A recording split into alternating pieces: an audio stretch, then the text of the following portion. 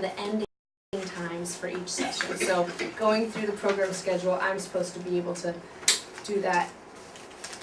Oh, I messed up those times. See? I'm supposed to be done at 1:50 or something, and then that goes later.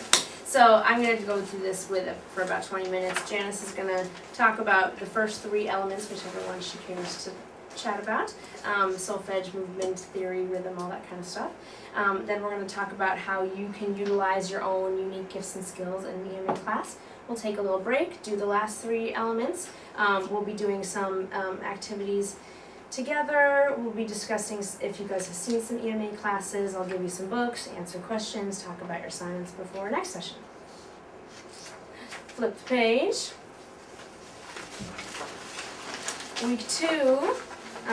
We'll have each week except for this week, we're going to have some of the current master teacher EMA teachers come and do some special sessions with you, sharing what their gifts and skills.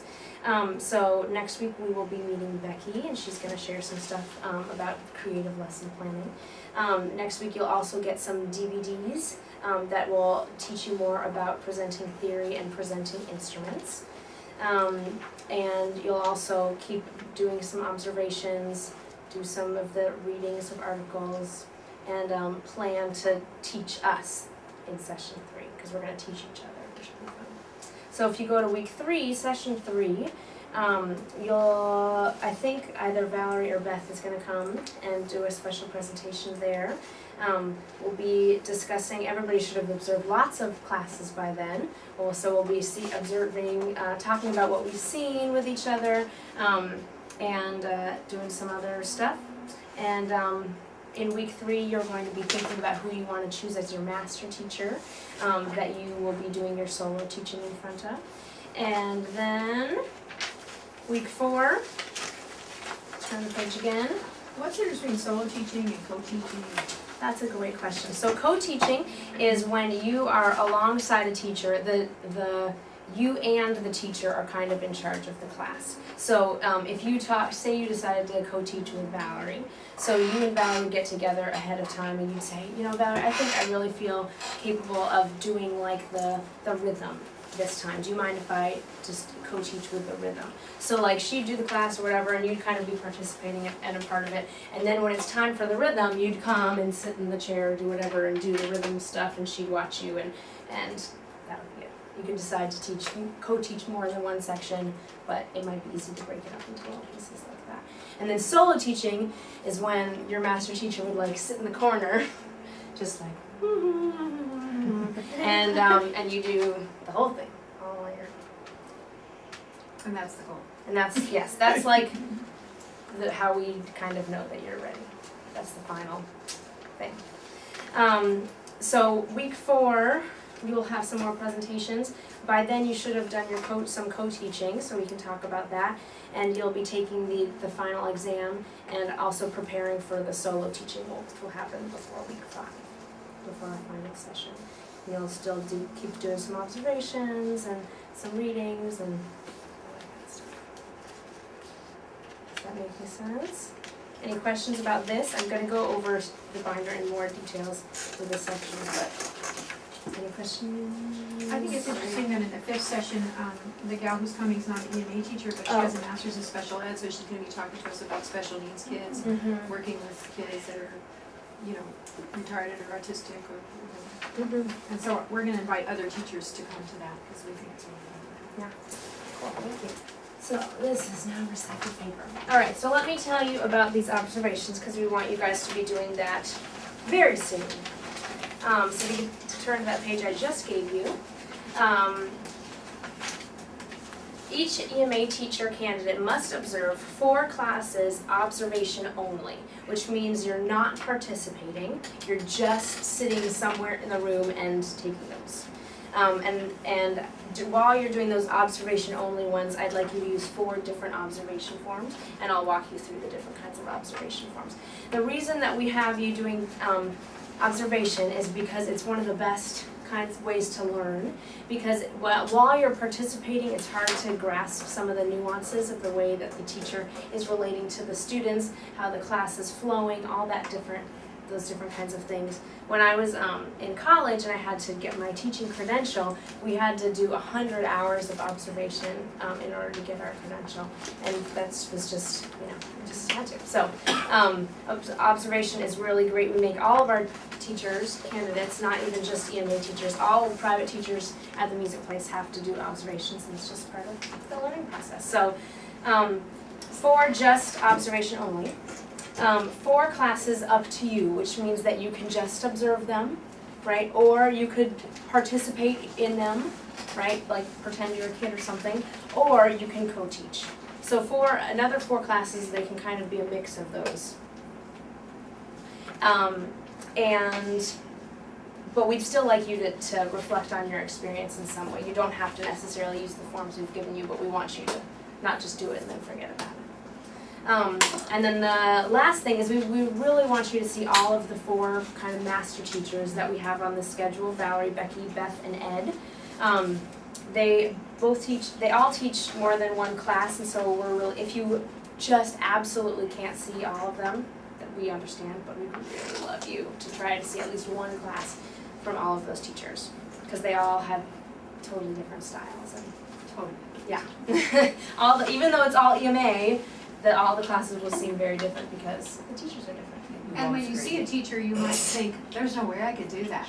But that's okay. Because it's not you. Yeah. Yeah.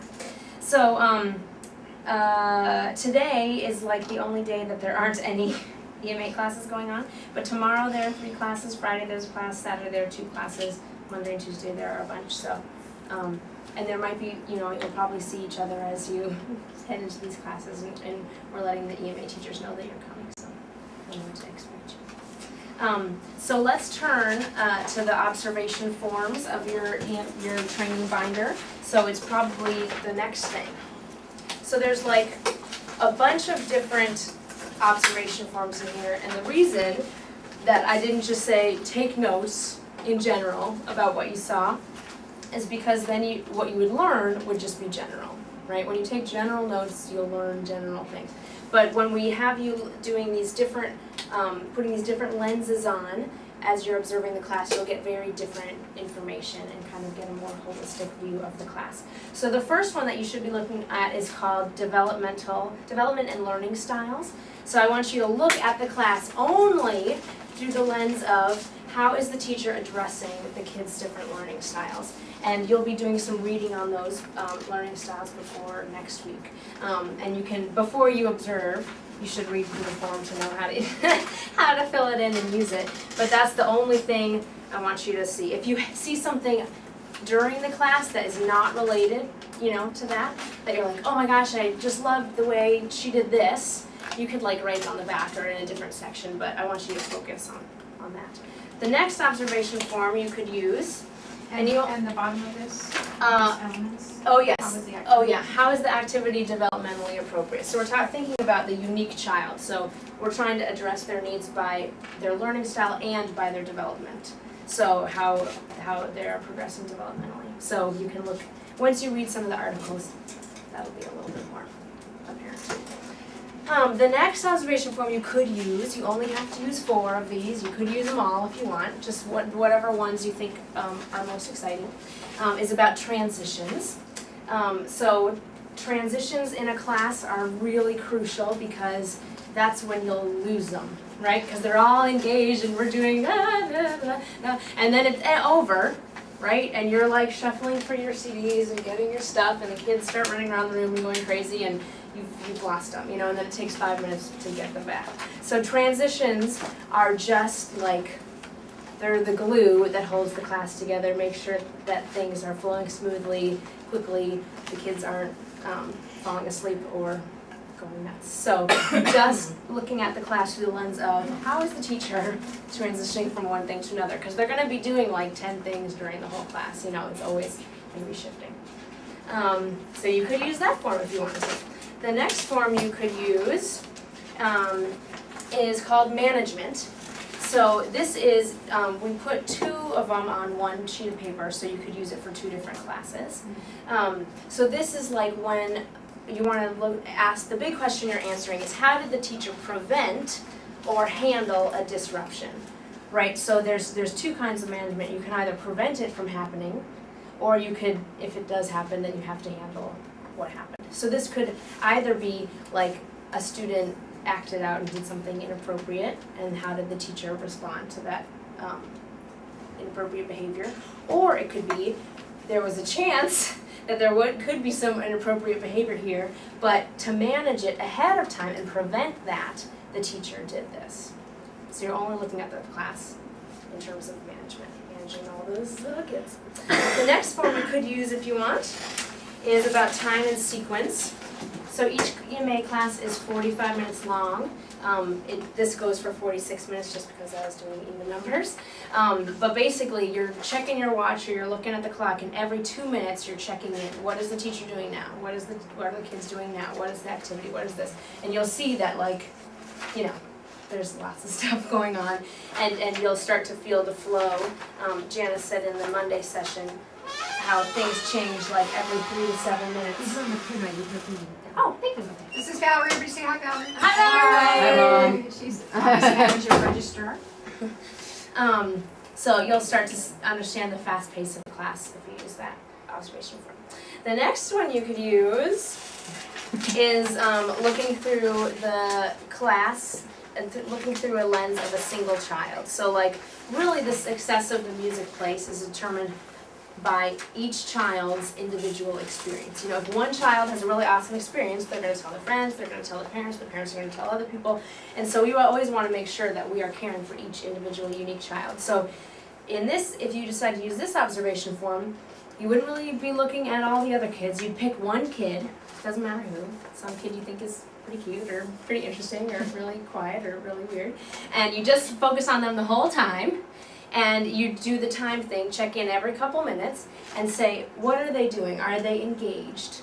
Are they falling asleep? Are they answering all the questions? Did they do something bad and they got in trouble? How is the teacher, you know, responding to them personally? You're looking for that one-on-one, how is she or he loving that one kid? Or what kind of an experience were they having? Cool. And then, is that it? No, there's more. Okay, there's just 2 more.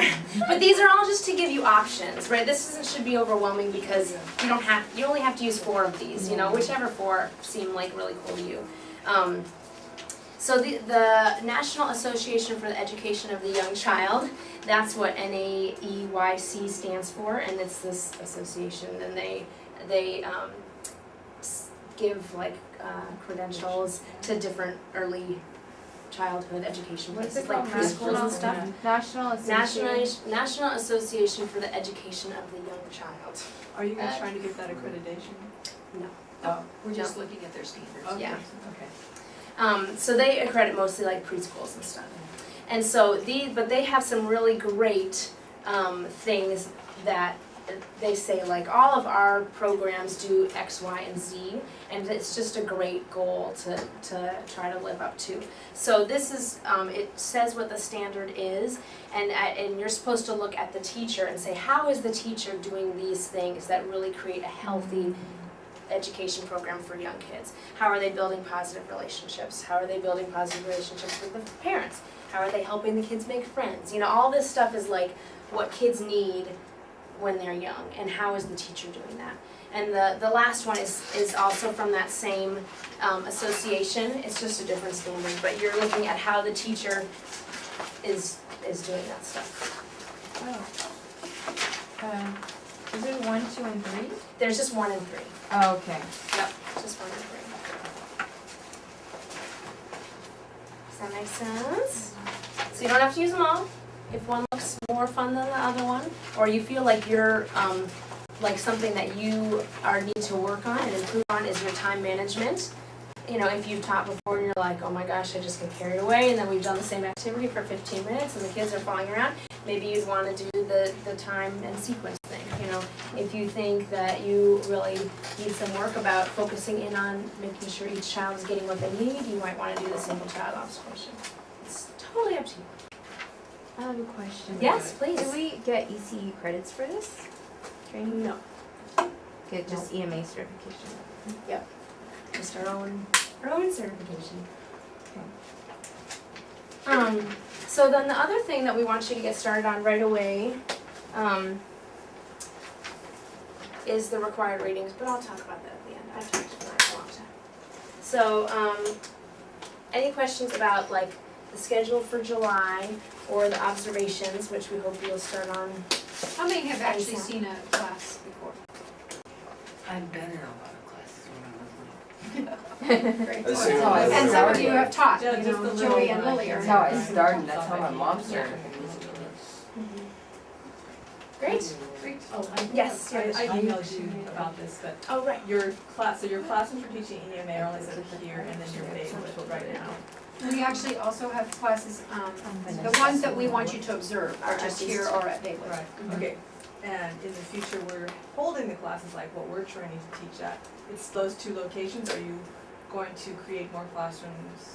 We have other classrooms, we have classrooms that we wanna use for your Yes. teaching. Oh, at- okay. Yeah, at other places. Okay, Yeah. okay, so you. So we would- have availability in Sunnyvale, Okay, and we have availability in our other location, the Willow Glen, where Sword of Spirit is. okay. And in the mornings and early afternoons there, because they dance in the afternoon.